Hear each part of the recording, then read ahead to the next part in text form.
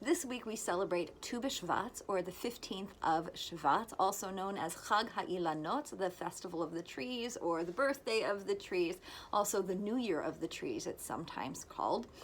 And there are a lot of ways that we as Jews celebrate this. Sometimes we plant things, trees, or other greenery. As Cantor pointed out on his Facebook Live on Sunday, sometimes we have a Tu B'Shvat Seder that makes us aware of the ways that the natural world and our spiritual world interact and overlap.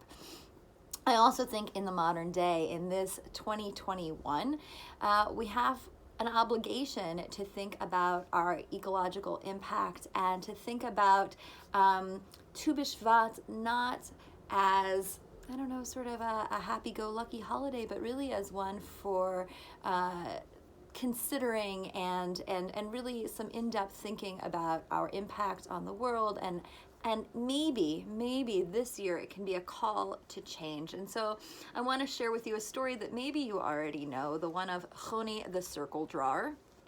It's a weird name for a guy. It has to do with the fact that he would sometimes ask for rain when the world was too dry, and he would draw a circle and say to God that if there was no rain, that he was going to stand in that circle until it rained, and then God would make it pour, and Choni would say, no, calm rain.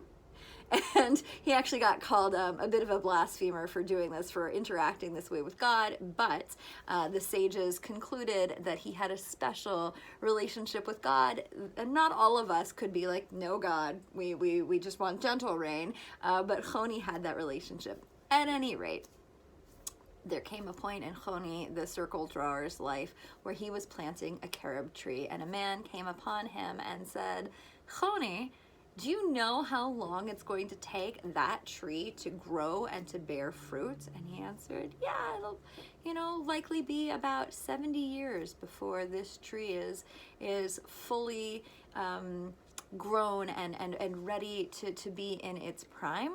And the man said, Choni, do you really think that you are going to be alive in 70 years to appreciate all this tree can do? And Choni said, the people before me, they planted trees, and they did not do it for selfish reasons, and I plant this tree for the generations to come. And I think that this is an ancient story that reminds us of our relationship not just to the earth, but as stewards for the earth in the generations to come. We must remember how important it is that we preserve the world around us, not just for ourselves, but for everyone that comes later, so that it can continue to be a hospitable place for the generations to come, and that they may continue the legacy of what it means to be human and to live in this world in a way that would be familiar to us and that will be beneficial to them. Happy Tu B'Shvat.